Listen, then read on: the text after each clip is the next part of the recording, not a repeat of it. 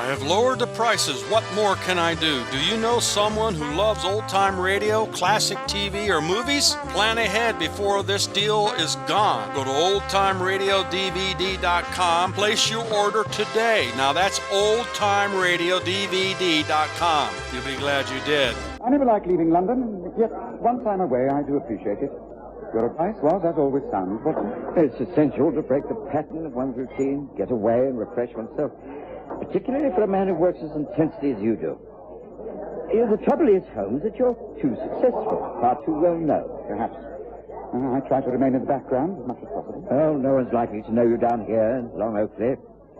Well, here's to a pleasant stay. Good health. Good health, Watson. I don't believe it. It can't be, gracious me. Oh, it's incredible. It's Sherlock Holmes. Don't you remember me, Holmes? Leo Berry. Remember? The Bruce Partington plan.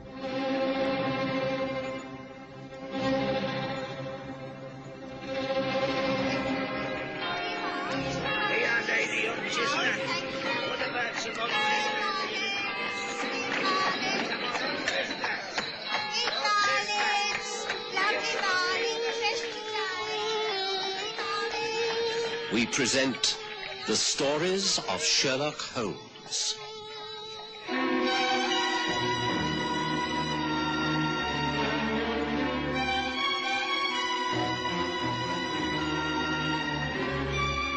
Death at Long Oakley. I'm afraid I spoke the truth when I said that throughout the length and breadth of Great Britain, Sherlock Holmes had become a household name. By the turn of the century, his fame had spread throughout Europe. And so I should not have been surprised when, while taking a few days off in the country, Holmes was recognized. It was in the bar of the Spotted Dog at Long Oakley in Saxonfield. We'd only just arrived at the inn and had been comfortably accommodated in downstairs rooms with a private sitting room. But, as always, we found the warmth and companionship of the bar far more agreeable. And after all, that was where the local folk gathered. But of course I remember you, Berry. You retired soon after we'd solved that case at the ministry. It's good to see you again. You're now content to be the local squire, is that so? Yes, I suppose that's what it amounts to. Ah, Dr. Watson. How do you do? Hello, Berry. Nice meeting you again. What are you doing down here? Not in the course of duty, I hope. No, just a few days out of town. Watson, as a doctor, says it's very essential. We're here until Monday, that's all. Oh, well, then I insist you come to lunch tomorrow. There's a carriage sent for you. I live up at Berry Lodge, just a few miles across the valley. Live there alone now. Just my nephew Roger and a manservant. But it's comfortable enough. Will 12 noon suit you all right? No, we have no plans. What do you say, Watson? That sounds most agreeable. I don't know this district, but the countryside appears quite lovely. Oh, it is. I'll be able to show you about. Please don't think me rude, but I have a special appointment with one of my tenants. Oh, usual troubles with rent and leases. I have to leave you. But I shall look forward to tomorrow. The carriage will arrive at 12. Thank you. We shall look forward to it also. Goodbye for now, then. Until tomorrow. All right. Good night, Berry. So even down here, I have reminders of the past. Well, shall we have another drink before supper, Watson? The inn was most comfortable, and the service excellent. After a good night's rest, Holmes and I spent the morning walking the village and surrounding lanes. We returned just before noon, and a carriage arrived for us on the stroke of 12. The drive along the valley was extremely pleasant, and Berry Lodge looked small but picturesque, hidden amongst tall elm trees. Our driver, who it seems was the local gardener, dropped us at the porch. Stand by, James.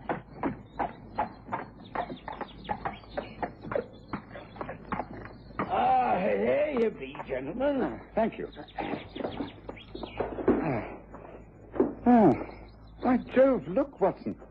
The very latest in motor cars. Yeah, them newfangled machines banging away over the countryside, frightening all the animals, stinking the place out with their fumes, ought not to be allowed. What make is it, Holmes?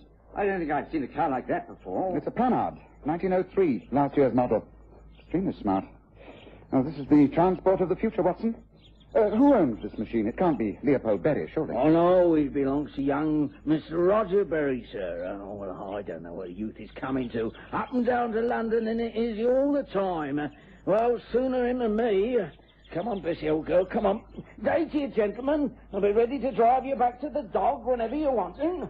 Come on now, come on, Bessie, old girl. Come on now, come on. Excuse me, Mr. Sherlock Holmes, Dr. Watson. The master's expecting you. Will you kindly step this way? Thank you. The grey-haired manservant who met us at the porch showed us into the house. It was simply but tastefully furnished in a colonial style. We were ushered into a small sitting room and asked to make ourselves comfortable. Holmes, unlit pipe in his mouth, gravitated towards the bookcases, and I found myself staring out across the well-kept lawns. But not for long, because we could not help overhearing a conversation coming from beyond the folding doors of an adjacent room. I'm sorry, it's quite out of the question, Roger. But why, Uncle? I've been honest with you. I told you that I'm in love with her. I want to marry her. It's impossible. I forbid it. It's quite absurd. I've no desire to discuss the matter further. I am over 21. I can do as I please. And you won't even meet Claire. But I'm sure if you did, you wouldn't take this unreasonable attitude. Roger, she is a chorus girl. She is a dancer. She works in the theater, but that's not a crime. I won't discuss this. Excuse me. Uncle, I'm going up to town. I shall see Claire in the show, and then I intend bringing her back here to this lodge. I have the right to ask my friends down. I've done it before. I'm asking Claire to come here, and you will have to meet her. And if I forbid it? I shall still invite her. You're too much of a gentleman to ignore her. Oh, please, Uncle, meet her, talk to her. Well, see for yourself what a wonderful, lovely girl she is. Don't refuse me this, please. Roger, I have far too many other important things on my mind at the moment. I cannot agree to this. Now, excuse me, I'm expecting guests. I cannot agree to anything you may say. Excuse me. Uncle, you can't leave things like this. Ah, you're already here. Sorry to have kept you waiting. Oh, meet my nephew, Roger. Roger, this is Mr. Sherlock Holmes and his colleague, Dr. Watson. How do you do? How do you do? How do you do? Look, I'm sorry not to stay and talk, but I have to go up to town. In the Panhard, just waiting outside. It's a fine model. Well, thank you. I enjoy driving it. I hope to see you again sometime, Mr. Holmes and Dr. Watson. Goodbye, Uncle. I shall return from town about midnight. Excuse me. Well, now, come, let me show you around my humble abode, and then a drink before lunch. Would you care to see the garden first? It was a pleasant visit, and in the late afternoon, the old gardener was called upon to drive us back to the inn. If Holmes had any inkling of the trouble to come, he didn't express it. We spent the rest of the day quietly. I retired to my room quite early, leaving Holmes reading and smoking his pipe in our sitting room. It was about 1 o'clock the next morning when I was roughly awakened. Watson. Watson, wake up. Wake up. Come on, wake up. You must dress quickly. Watson. What is it, Holmes? What's the matter? A message from the lodge. The carriage is here again. We have to go up there straight away. It's Leopold Berry. He's dead.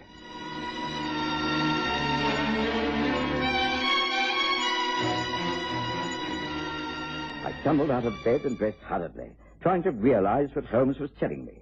It seemed that Roger Berry had returned from London with his girlfriend, Claire Rochelle, to find his uncle dead on the floor of his study. He'd called the gardener, who lived in a nearby cottage, and he in turn had gone for the local police and stopped at our inn to alert Sherlock Holmes.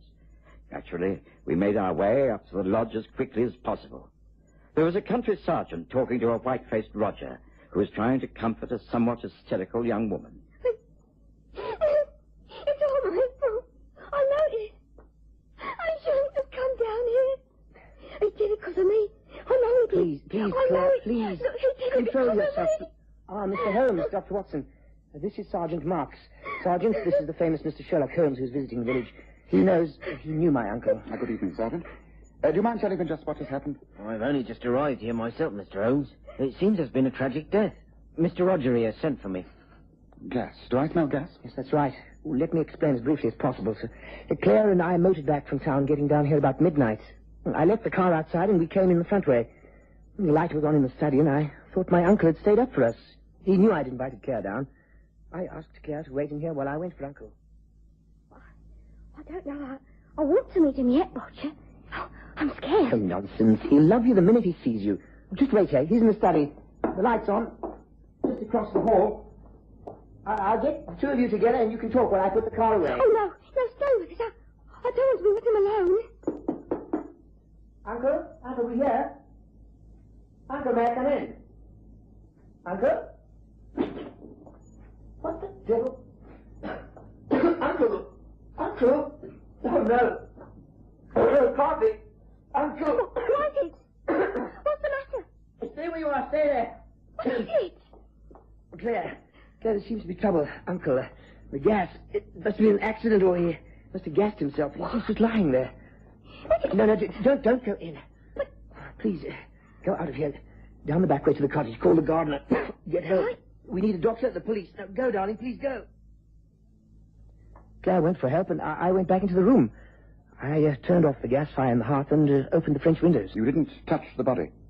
Well, I tried to drag him out, but the fumes were too strong. I thought he might still be alive, but I'm sure now that he wasn't. All is exactly as I found it. Please, Mr. Holmes, come and see for yourself.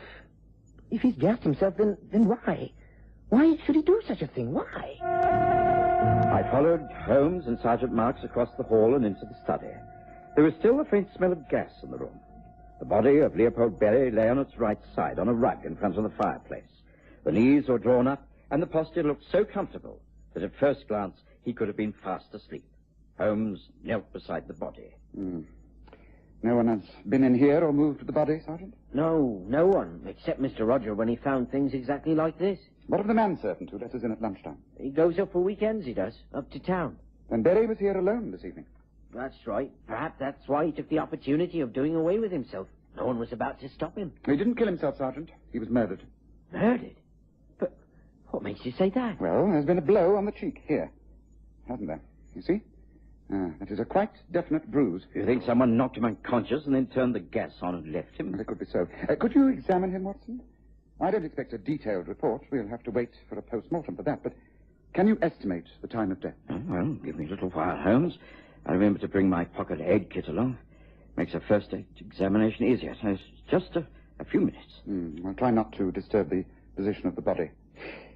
Look, I think it's very important to the case. Now, Sergeant, tell me all you can about the deceased. I knew him professionally some years ago, but I'm not familiar with his private life. Is Roger Berry his only relative? As far as I know, yes.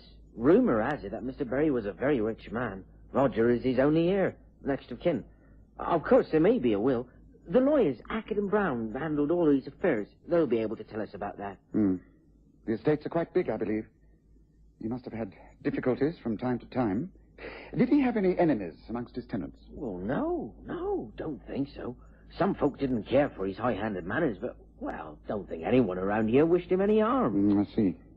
I'm not usually called into a case of sudden death until long after all the clues have been destroyed by the police. This is one of those rare occasions when the answer should be clear to me. Have you any comment, Watson? Well, I can tell you that the man died as a result of gas poisoning. That he's been dead for approximately 2 hours, certainly no longer. I estimate that he died at 11 o'clock last night. 11 o'clock? Well, the post-mortem will be more specific, but I'll wager that I'm not out more than 20 minutes either way. 11 o'clock? That's curious. That means Mr. Roger can't have anything to do with it. He was in London collecting his girlfriend about that time. Yes. Yes, I think you'd better go and take a statement to that effect, don't you, Sergeant? Just take down the times when Roger arrived at the theatre, all the people he saw, the time he left London to drive back here. I have no doubt Miss Rochelle will be able to confirm the latter part of his story. Yes, right-o, Mr. Holmes. Anything else I can do? No, not at the moment. Watson and I will come through if we want anything. Very well, Mr. Holmes. I'm certainly glad you happened to be visiting down here. It's a bit out of my depth I am, and no mistake. Now, Watson, this has all the appearances of a most unusual case. I appreciate all that you've done, but now I want you to turn your attention to that bruise on the left side of the face. But first, look at the position of the body. Could he have been asleep when the murderer struck him? It's possible, I suppose. Yes, but highly improbable. Have you a scalpel in that kit of yours? Oh, yes, of course. Why? Scrape a tissue from that bruise and then examine it under my powerful magnifying lens. Very well. I can't think why you should request this apart from the fact that... Just wait a moment. Well, this isn't a usual bruise. This has been caused by hypostasis. That is a staining caused simply by the body leaning heavily against an object after death. It's a discoloration of the skin more than a bruise, is it not? Yes, it's a good description. Just a minute. Let me get the glass on this. By Jove, Holmes, you're right. There's no extravasation of blood in the skin tissue, so there was no bruising after death. So he must have turned himself over or the body was moved after he had died by gas poisoning. Roger said he was about to move the body, but didn't. Now, look, if the body was lying on its other side, that stain on the face could easily have been caused by hypostasis. Holmes, if the man wasn't knocked out first, how did anyone manage to gas him? Well, he may have been rendered unconscious by some other means, Watson. Well, it's all too puzzling for me. Yes, it's going to become rather more mystifying in my opinion, but let's try an experiment. Once again, I must ask you to use your undoubted strength, Watson. Will you please pick up the body? Pick it up? Oh, very well. Now, you see from the way he's lying that it's easy to carry him. Now, can you very carefully turn him over and place him back on the rug? Right. Try not to alter the position of the limbs. Carefully now. Gently. There. That it? Yes. That's it. Now, you see what you've done. You place the body back so that the head falls forward and the bruise or bloodstain is now hidden in the rug. In other words, this proves that the body lay in this position for some considerable time after death. Now, what does that mean? Yes, that the murderer had some reason for turning the body over, or that he was gassed in another room and carried in here later. Excellent, Watson, excellent. We should make a detective out of you even yet. And there is one more point that backs up this theory. When Roger and Miss Rochelle arrived in this house, they didn't smell gas immediately, did they? But if this gas fire had been turned on full an hour before then, the whole of the ground floor would have been reeking with gas now, wouldn't it? Well, yes, of course. But he was gassed in another room. Upstairs, perhaps. Perhaps. Well, let's slip upstairs and take a look, shall we? Particularly in the master bedroom. We should be able to make it without disturbing the sergeant at his job of taking statements. Come, Watson. Follow me. Yes, this is the bedroom. Light that lamp, will you, Watson? Right. Now, what I'm looking for is a small bottle. It should be near the bedside. Look, there's a large gas fire here, Holmes, but it doesn't look as though it's been used lately. Shall I try the other room? No, I don't think that would be necessary. Yes, of course it could have been taken away. What do you mean? What are you looking for, A small bottle. Perhaps a pill box. Well, what do you expect it to contain? I'm not sure, but well, if Berry wasn't knocked out, then... Yes, what have we here? The very thing. Sleeping tablets. And the box is empty. Yes, the label reads, 1 tablet to be taken at night as directed. Yes, it's slowly fitting together. Now, Watson, we must go downstairs and examine the outside of the house as silently as possible. Bring the lamp with you. Make no sound. We must slip out of the front door and round the side path. Quietly. This way, Watson. But surely you aren't thinking of a burglar, Holmes? Well, there's no evidence at all to show that the house has been broken into. No, I don't think it was. Look, there's the car. Roger Berry's handsome new Panhard standing there just in front of the studio windows. Now, come along. I'm always interested in the latest cars, and this model more than any. Good. Now, I shall have to make a detailed examination. Now, note, Watson, that this model has a large buggy seat at the back. It can be opened and used as an extra seat, or to store luggage in. Now, let's try, shall we? Yes, you see? It's large, quite comfortable. Of course, one is forced to look at the hood of the car all the time, but it is an extra seat. Yes, and what have we here? A large woolen travelling rug. That's interesting. Yes, and on the floor under the rug. Place the lamp down on the ground, will you please, Watson? I'll close this first. There you are. Although I'm blessed if I know what this has got to do with the man gassed inside the house. I've told you many times, Watson, that when all other possibilities have been ruled out, the remaining facts, however strange they must seem, point to the truth. Now, let's see. Under the car. Yes. Yes. Holmes examined the car top, bottom, and inside out. He worked thoroughly and swiftly, and eventually stood up, straightened his hat, dusted his hands, and felt for his pipe. Yes, I think we can go inside now, Watson. I've just solved a most ingenious murder.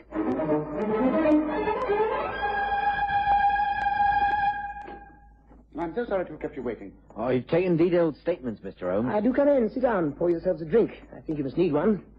Thank you. How do you feel now, Miss Rochelle? A bit better, thank you, Mr. Holmes. Why do you think Roger's uncle killed himself? Was it because of me?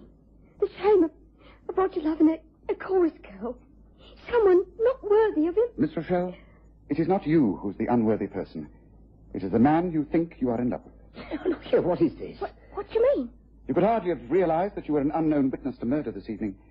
You see, there was a third person in the car that drove you back here from London. What nonsense are you raving about? I'll tell you. You drove back here early last evening, didn't you? You continued your quarrel with your uncle.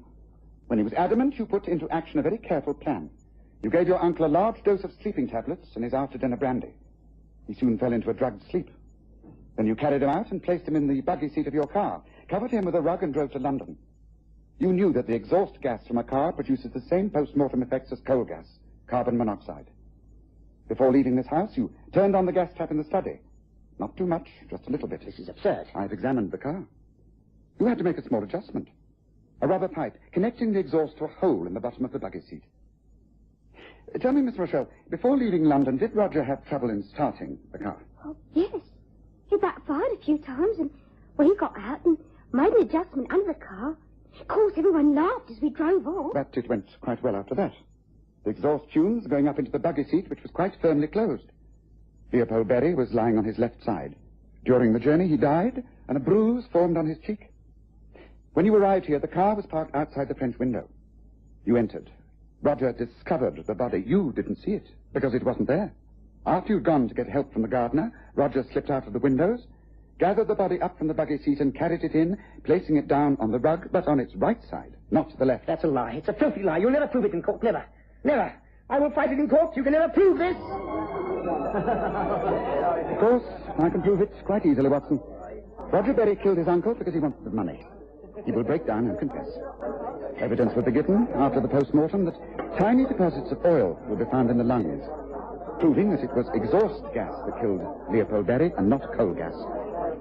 The most ingenious plan of murder. Very clever. Just a little too clever, don't you think?